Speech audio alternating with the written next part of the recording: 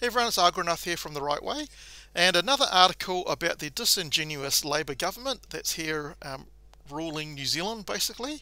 So recently we had a Vaxxathon, for those of you not in New Zealand, where we spent a whole day on a Saturday convincing as many people to get vaccines as possible, and they did a big publicity, the government did a big publicity thing about it, showing it on TV and radio, harking back to the old days of telethons where we used to raise money for charity and so on, but this time we were just getting people vaccinated.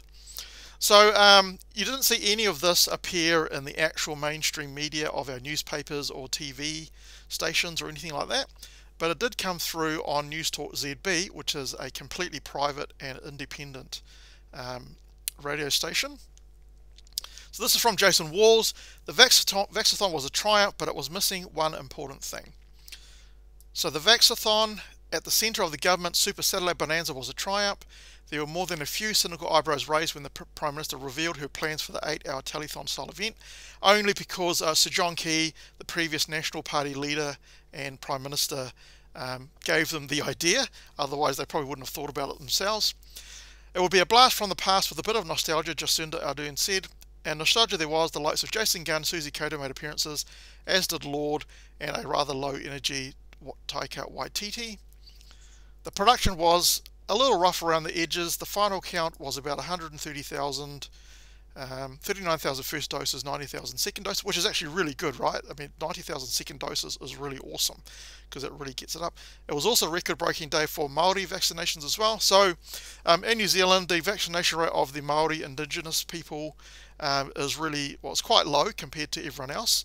And generally that comes down to their distrust of government and so on, and they probably have a good right to be that way as well. So, you know, it's good that they were getting the message as well. And before the Vaxxathon event, the Prime Minister was going about how we all needed to come together to promote this event. All the politicians need to get out and promote it and get everyone to do the jab and so on. But of course, Labour will say something and not do that something, right? So it's do what I say, but don't do what I do. That's pretty much it from all left-wing parties, pretty much. But there was something the Vaxxathon did lack: the presence of opposition MPs.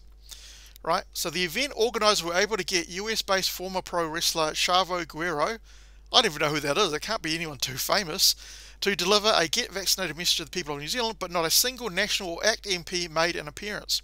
This is despite Green MP, so the Green Party is part of the government, they have an agreement to be part of the government, and Māori Party co-leader Rawiri Waititi both showing up for live crosses. They appeared live during the Vaxxathon, so the Māori Party was obviously included to get the Māori vaccination rates up. It is understood that both ACT and the National Party, so these are the other two main right-wing parties, well, the only two right-wing parties, made MPs available for the Vaxxathon, but were not given the opportunity to meaningfully participate. This came as a shock for both camps, especially given comments made by Ardern when announcing Super Saturday earlier this month. Our political parties have different views on aspects of the COVID-19 response, but we are all united in one thing: vaccination. So Super Saturday will be an opportunity for all of us to put aside our political differences just for 24 hours and work together for a cause that we all support. But of course, it's do what I say, but don't do as I do, because they didn't let any of the opposition MPs participate live during the event because they don't want to promote these people and they only want to promote themselves. Her comments couldn't have been clearer, which is why the backrooms of both parties were confused as to why they had not been contacted about participating in the event. Their confusion turned into frustration when they ran into a brick wall, brick wall after brick wall, trying to get the likes of David Seymour and Dr. Shane Reti. So Dr. Shane Reti is a Māori doctor as part of the National Party. So he would have been ideal to actually put up live as well, because you're going to have people who are right-wing of mind who might be reticent to get the vaccine, and they could have listened to these particular people. Even Judith Collins, who was quarantining in Wellington after spending a few days in Auckland ahead of attending Parliament this week, didn't get to pass on so much as a video message. So Judith Collins, the leader of the National Party, couldn't even do a video message.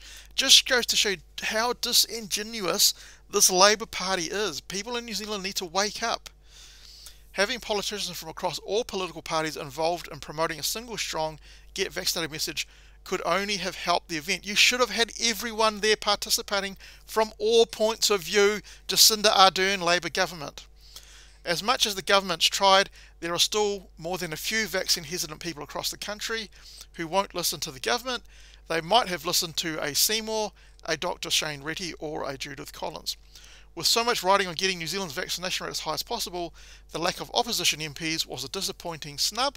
It wasn't a snub, it was probably carefully calculated because they don't want to give anyone else any kind of publicity.